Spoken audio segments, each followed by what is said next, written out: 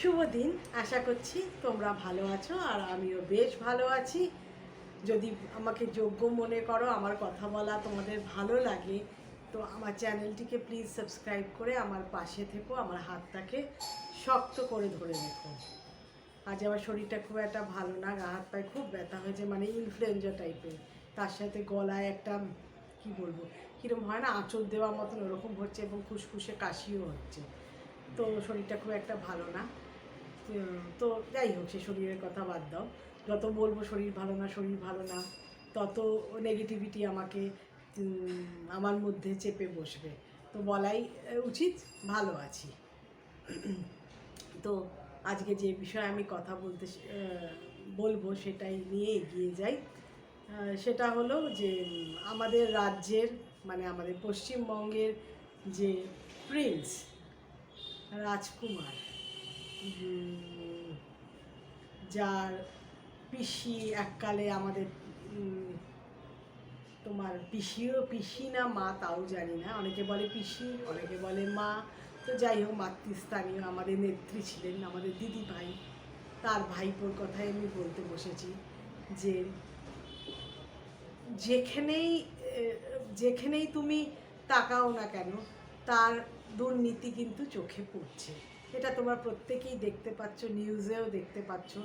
যারা ওই পার্টির সমর্থন করো ওই পার্টিকে, তারাও দেখতে পাচ্ছ। দেখো, অন্যায়টাকে তো সবসময় অন্যায় ভাবতেই হবে, তাই না? যে সে নিজের মা বাবা হলেও যদি কোনো ভুল ত্রুটি করে সেটাও অন্যায়, মানে ব্লাইন্ড সাপোর্টার হলে তো চলবে না। তো কেন এই কথাগুলো বলছি, সেটা হলো আমি না টিভিতে সন্ধেবেলা একটা গেম শো দেখি। সে গেম আমার খুব ভালো লাগে। সেখানে অনেক মহিলারা আসে, মহিলাদেরই শো। তাদের দুঃখের কথা, তাদের অভাব অনটনের কথা সব বলে। আজ থেকে 2-3 দিন আগেকার কথা আমি বলছি। একটি মেয়েই বলবো, এসছি, কত হবে 30-31 বছর বয়স, বা আরও ছোটও হতে পারে। তো সে এসছে, তো কান্নায় হয় না, বুক ফাটা কান্না যাকে বলে, ডুকরে ডুকরে কান্না, এবং চোখ দিয়ে তার টস করে জল পড়ছে। দুঃখের কারণ হলো তার স্বামী মারা গেছে তোমার সেরিব্রাল অ্যাটাকের কারণ ঘুরিয়ে ফিরিয়ে যাচ্ছে হলো এই রাজকুমার ভাইপো ছেলে, যাই বলো না কেন, তার ওপরই বর্তাচ্ছে এবং সেই পার্টির ওপরই বর্তাচ্ছে। এই যে মাঝখানে যে হলো না, যোগ্য অযোগ্য শিক্ষক বাতিল হলো না, তো এই মেয়েটির যে স্বামী, সে এই দলে পড়ে গেছিল। অথচ ও বলছে, মানে মেয়েটি বলছে, তার স্বামী পলিটিক্যাল সায়েন্সে MA, এবং সে র্যাঙ্কও করেছিল কোনো একটা পরীক্ষায়। সে মাধ্যমিক হতে পারে, উচ্চ মাধ্যমিক হতে পারে, বা যে কোনো গ্র্যাজুয়েশন MA যেই হোক, যেটাতেই হোক না কেন, সে চতুর্থ র্যাঙ্ক করেছে। তার মানে সে তো অযোগ্য একদমই না। তার রেজাল্ট প্রচণ্ড ভালো, বিয়ে দিয়েও সে নাকি খুব ভালো রেজাল্ট করে, এবং পরীক্ষা দিয়ে ঠিকভাবে সঠিক পদ্ধতিতে সে এই সরকারি চাকরিটা, স্কুলে চাকরিটা পেয়েছিল। কিন্তু এই যোগ্য অযোগ্যের ডামাডোলে তার চাকরিটা চলে গেছিল।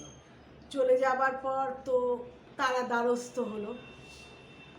তো আন্দোলন চলতে থাকলো, আন্দোলনে চলছে, তো মানে চলেছিল, তোমরা প্রত্যেকেই দেখেছিলে।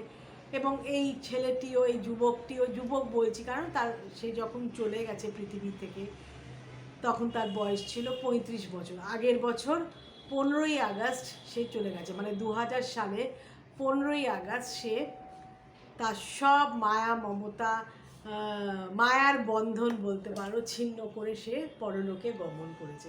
একটা 35 বছরের যুবক। তো সেও আন্দোলনে নামলো। তো ওখান থেকে তখন ওর সব ডকুমেন্ট সে বারবার গিয়ে দেখাচ্ছে, সে যে যোগ্য, সে সঠিক পদ্ধতিতে চাকরি পেয়েছে। তখন বলল আবার তাকে পরীক্ষা মানে আবার এক্সাম দিতে হবে, এক্সাম দিতে হবে। এই মানে যে মানে চাকরি করছে প্রায় 5-7 বছর, তার পক্ষে আবার পড়াশুনো করে আবার পরীক্ষা দেওয়া তো একটা কঠিন ব্যাপার। তবুও তার স্ত্রী যে সেই গেম শোটাতে এসেছিল, সে কিন্তু যেহেতু চাকরি চলে গেছে, সে এখন বাড়িতে সকালবেলা তার বাজার হাট করে নিয়ে এসে সে পড়াশুনো করতো এবং রাত্রিবেলাও সে জেগে জেগে পড়াশুনো করতো, কারণ চাকরিটা তার পেতেই হবে। ওই একটা মানুষের ওপর তার বউ, তার সন্তান, তার বাবা মা, ওই একটা মানুষের রোজগারের ওপর জমানো টাকাই বা কত থাকবে বলো? সংসার চালানো বড় কঠিন, যারা সংসার চালাও তারা জানো। ব্যয় তো দিন দিন বেড়ে যাচ্ছে, এরপর অসুখ বিসুখ তো আছেই, তারপর ছেলে বাচ্চাদের এডুকেশন আছে, তো ওই জমানোর পুঁজি দিয়ে চলছিল এবং পরীক্ষার জন্য আবার প্রস্তুতি নিচ্ছিল। তো একদিন সে এরকম চেয়ারে বসে আছে, তখন দেখছে যে তার কোনো সার নেই বা মানে সেন্সলেস অবস্থায়। তখন সবাই ওর বউ তখন চিৎকার চেঁচামেচি করে পাড়ার লোকদের জড়ো করলো এবং তাকে হসপিটালে নিয়ে যাওয়া হলো। সেটা ছিল 2025-এর 11 অগস্ট নিয়ে যাওয়া হলো। সেখানে ওই অজ্ঞান অবস্থায় মানে সেন্সলেস অবস্থায় ছিল, বলতে পারো তুমি কোমা। তো গেল, তো চিকিৎসা তো আরম্ভ হয়ে গেল। যেখানে ওরা ফার্স্টে গেছিলো সেখানে বলেছিল নাকি সেরকম উপযুক্ত কাঠামো বা ব্যবস্থা সেই হসপিটালে নেই, আবার স্থানান্তরিত করা হয়েছিল। তো চিকিৎসা চলছিল, কিন্তু 15ই আগস্ট সে চলে যায়। অত্যধিক মাথার চাপ, টেনশন, কি হবে, আদৌ চাকরিটা সে আবার ফিরে পাবে? যদি ফিরে পায় তো ভালো, না ফিরে পেলে সন্তান, বউ, মা, বাবা, সংসার চলবে কী করে? দেখো, সবাই তো সব কিছু কাজ করতে পারবে না, কারণ সে তো শিক্ষক, সে তো লেখাপড়াটাই করেছিল এই শিক্ষকতার জন্য। খুবই সে ভেঙে পড়েছিল, সেই মেন্টাল স্ট্রেস মানে চাপতে চাপতে চাপতে একদিন সে বার্স্ট করেছিল এবং তার সেরিব্রাল হলো এবং চিরতরে এই সংসারকে ভাসিয়ে সে চলে গেল। বউটি এসে মানে কি যে বুক ফাটা তার কান্না, মানে যদি তোমরা অনেকেই হয়তো দেখে থাকবে এবং কোন শোটার কথা বলছি তোমরা বোধহয় বুঝতেও পেরেছো যারা দেখবেন। প্রচণ্ড কাঁদছিল, মানে এমনকি যে হোস্ট তার চোখ দিয়েও জল বেরিয়ে এসেছিল। তো দেখো, এরা এত লোকের সর্বনাশ করেছে। এরকম তো আমি একটা উদাহরণ দেখলাম, অনেকে সুইসাইড করেছে, দেখছো আমরা খবরে নিউজে দেখেছি সুইসাইড করেছে, অনেকের হয়তো এইরকমই অবস্থা, স্ট্রোক হয়ে মারা গেছে। তো সবাই যে টাকার ঘুষ দিয়ে চাকরিটা পেয়েছিল তা না, সব পেপারস যারা যোগ্য, যাদের কাছ থেকে টাকা নেয়নি সেই কাগজপত্র, এবং যাদের কাছ থেকে টাকা নিয়েছিল সেই কাগজপত্র ওরা কী করলো জানি না। এই ব্যাপারে কতজনের যে প্রাণ গেল, কতজন যে এখন অভুক্ত সংসার নিয়ে হয়তো ভিক্ষে করছে, পরের জমিতে কাজ করছে, দাসত্ব করছে, এই অবস্থা। অথচ সেই রাজপুত্র এইখানে নাকি তার চোখের চিকিৎসা হয় না। আমাদের রাজ্যে আমি যতদূর শুনেছি, আমাদের রাজ্যের যে সর্বোচ্চ আদালত সেখান থেকে নাকি তার বিদেশ যাত্রা খারিজ করে দিয়েছিল, নাকচ করে দিয়েছিল, কিন্তু সুপ্রিম কোর্ট থেকে নাকি সেই আদেশ পেয়েছে যে একটা ডাক্তার দেখছে তো তার আন্ডারেই চিকিৎসা করা দরকার, ডাক্তার পরিবর্তন করা উচিত না। তাই জন্য তারা নাকি 3 সপ্তাহের জন্য তাকে বিদেশ যাত্রার অনুমতি দিয়েছে, চিকিৎসার অনুমতি দিয়েছে। আচ্ছা আমি বলি, লজ্জা লাগে না? মানে মানুষটার লজ্জা লাগে না? এত দুর্নীতি করার পর, এত জীবন নিয়ে, এত প্রাণ নিয়ে ছিনিমিনি খেলার পর সে তার চোখের চিকিৎসা করার জন্য বহাল তবিতে এক গাদা মালপত্র নিয়ে সে বিদেশ চলে গেল। এতটুকু লজ্জা, ঘৃণা, বা মানে নিজের ওপরই তো ঘৃণা হওয়া উচিত, বা তোমার বলতে পারো তোমার মানে অপরাধ বোধও তার কাজ করেনি, সে হাসি মুখে আবার হাত দিয়ে বাই বাই করে সে চলে গেল। ছি ছি ছি ছি। মানে কত যে দুর্নীতি করেছে এবং কত মানুষের জীবনের মানে মৃত্যুর স্তূপের ওপর সে দাঁড়িয়ে আজকে বিদেশে চিকিৎসা করতে গেল। এবং ধন্য আমি বলি সুপ্রিম কোর্ট, মানে আদালত, সুপ্রিম আদালত কি করে দিল, পারমিশন দিল। কেন? কোটি কোটি লোক এখানে চিকিৎসা করছে, এখানে কি চিকিৎসা ব্যবস্থা নেই? এবং ওরা তো ভিআইপি ট্রিটমেন্ট পাবে। আমরা তো ধরো লাইন দিয়ে কষ্ট করে ট্রিটমেন্ট করি, ওরা তো ভিআইপি ট্রিটমেন্ট পাবে। এখানকার অনেক বেসরকারি হসপিটালও আছে, সেখানেও দেখাতে পারতো।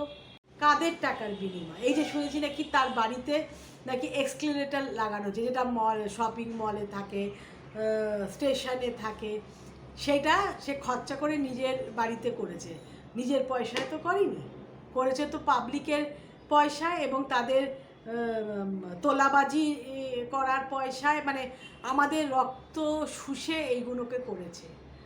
ঈশ্বর যদি থাকেন, নিশ্চয়ই আছেন, এর বিহিত করবেন, করুক চোখের চিকিৎসা।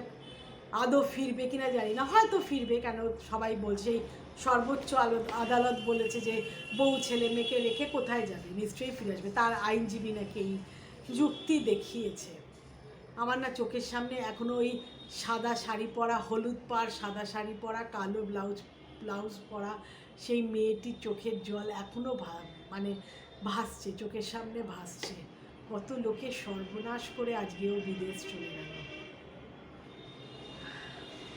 ঈশ্বরের কাছে একটাই প্রার্থনা, কারো শাস্তি ডিম্যান্ড করা উচিত না, কিন্তু ঈশ্বর যেন একটু চোখ তুলে দেখেন, এটাই আমার বলার বক্তব্য। আর কি বলবো বলো, এরকম দুর্নীতি চলছে, তোলাবাজি চলছে, এবং নতুন যে সরকার এসছে তার উপর তো আমরা আশা ভরসা করে আছি, কিন্তু অনেক প্রতিশ্রুতি তারা ভঙ্গ করছে। জানি না আমরা কোন দেশে বসবাস করি।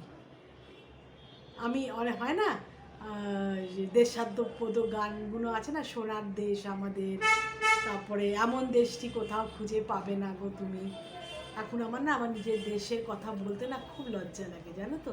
আমি যে ইন্ডিয়া থেকে বিলং করি, যখন আমি একবার 2023 সালে মরিশাস বেড়াতে গেছিলাম, তখন যে আমাদের যে ড্রাইভারটা আমাদের নিয়ে ঘুরছিল, সেই ড্রাইভারটা বলেছিল ইন্ডিয়াতে তো তখন সব ওই হচ্ছে, এই অভয়াকাণ্ডটা না তখনও হয়নি, কিন্তু রেপের ব্যাপারটা খুব চলছে, মানে এদিক ওদিক ধর্ষণের আইন বা ধর্ষণের কাণ্ড কারখানাগুলো চলছে। কিন্তু বলে আপনাদের দেশে তো মেয়েদের কোনো সুরক্ষাই নেই। মানে শুনতে আমার খুব লজ্জা লাগলো। এবং আপনাদের চিফ মিনিস্টার যে একজন মহিলা হয়ে এরকম দুর্নীতি করে, এইরকম চোর, মানে এই কথাটা সেই ড্রাইভার আমাকে বলেছিল। লজ্জায় না আমার কান দুটো গরম হয়ে গেছিলো। মানে নিজের দেশ সম্বন্ধে অন্য দেশে গিয়ে এই কথাগুলো শুনতে সত্যিই লজ্জা লাগে, খুব খারাপ লাগে। তো কেমন লাগলো আজকে আমার এই উপস্থাপনা, এবং তোমরাও কি সহমত? নিশ্চয়ই সহমত হবে। যার শরীরে মানুষের চামড়া আছে, যে কি বলবো, তার মানে বাবা মায়ের কি বলবো লিগ্যাল সন্তান আমি বলবো, তাদের কিন্তু সত্যি লজ্জা হবে, লজ্জা হওয়ারই কথা। তো পাশে থেকো, আমার হাতটা ধরে থেকো, এবং প্লিজ আমার চ্যানেলটিকে সাবস্ক্রাইব করো, আমার দরকার। Bye bye, thank you.